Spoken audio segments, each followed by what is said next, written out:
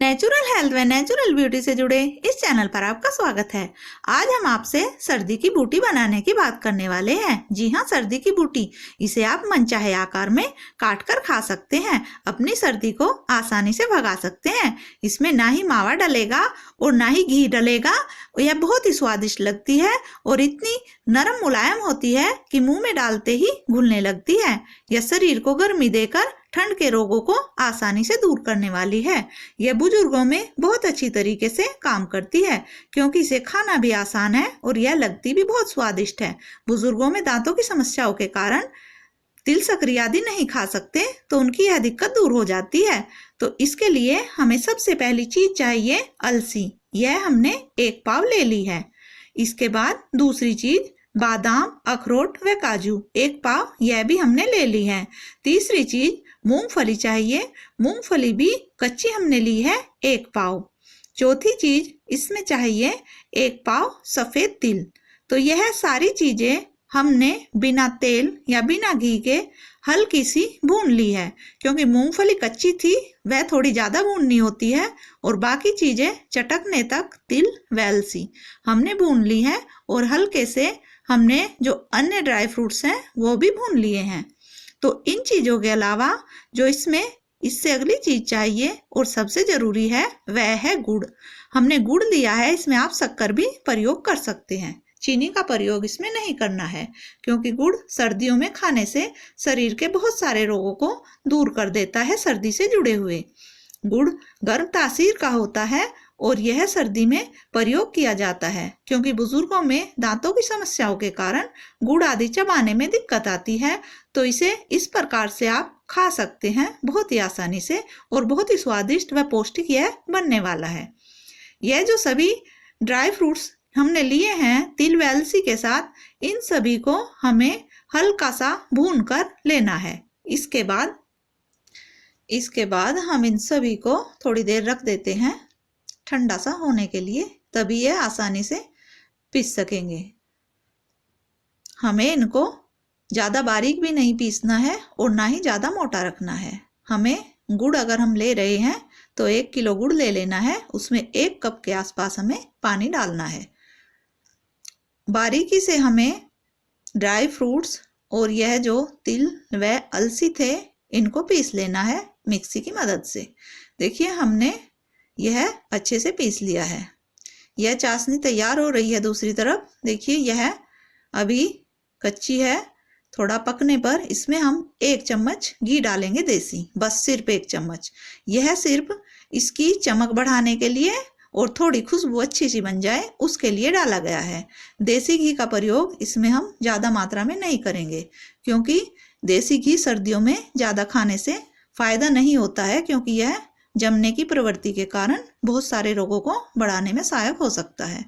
इसके बाद हम इसे अच्छे से चलाकर 15 मिनट तक पकाकर जब झाग झाग से दिखने लगे चाशनी में तब नीचे उतार लेते हैं। ज़्यादा देर नहीं पकाना। नीचे उतरने के बाद देखिए सिर्फ ऊपर झाग दिखाई देंगे, नीचे यह पानी वाली दिखाई देगी हमें। तो हमें ऐसी ही चाशनी चाहिए, ज़्यादा कड़ी चाशनी इसमें नहीं लगानी, फिर बहुत कठोर हो जाएंगी। तो हमें बहुत ही नरम मुलायम यह बनाने हैं तो उसके लिए हमें ऐसी ही चाशनी चाहिए। इसके बाद हम इसे थोड़ा ठंडा होने के लिए छोड़ देते हैं। थोड़ी देर के बाद लगभग 10-15 मिनट इसमें लगेंगी, हम इसे छोड़ देते हैं। फिर धीरे धीरे जो हमने ड्राई फ्रूट्स तिल व अलसी पीस कर रखे हुए थे धीरे धीरे डालते हुए हम इसे मिलाते जाएंगे। देखिए घुटनों से जुड़े हुए जोड़ों के दर्द व गठिया बाय संबंधित बुजुर्गों को सर्दी में ज़्यादा परेशान कर देते हैं। तो वह गुड़ को सीधे ऐसे खा भी नहीं पाते क्योंकि दांतों की समस्या होने लगती है। तो उनके लिए इस तरीके से बना कर रखना बहुत ही फायदेमंद रहता है। इसे खा भी आसानी से सकते हैं और सर्दी से जुड़े हुए यह रोग उनके आसानी से दूर हो जाते हैं। कुछ लोग मेथी के लड्डू खाते हैं सर्दी में, लेकिन कुछ लोगों को मेथी के लड्डू खाना पसंद नहीं है। लेकिन ड्राई फ्रूट्स और यह तिल अलसी बहुत ही पौष्टिक चीजें हैं और इन रोगों को आसानी से यह राहत देने वाली हैं। तो इनका इस्तेमाल हम इस तरीके से कर सकते हैं। इसे अच्छी प्रकार से हमें मिला लेना है।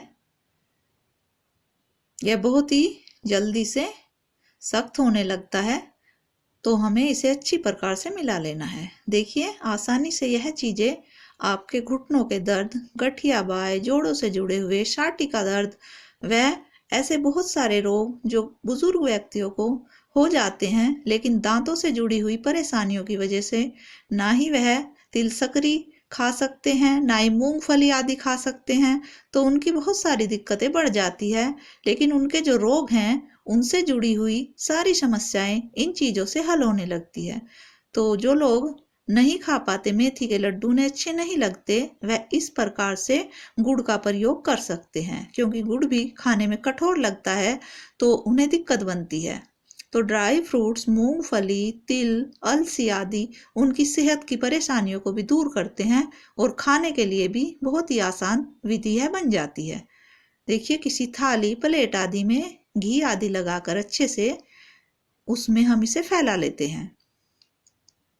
यह 10-15 मिनट बाद ही कटने की स्थिति में आ गया है। इसे आप मनचाहे आकार में काट लीजिए। यह बहुत ही आसानी से कटने वाला है। यह बहुत ही स्वादिष्ट और बहुत ही अच्छा तरीका है सर्दियों में गुड़ को प्रयोग करने का, और इसका जो लाभ मिलता है वह बहुत सारी शारीरिक परेशानियों को दूर कर देता है। एक टुकड़ा रोज खाइए दूध के साथ या जैसे भी आपको पसंद है।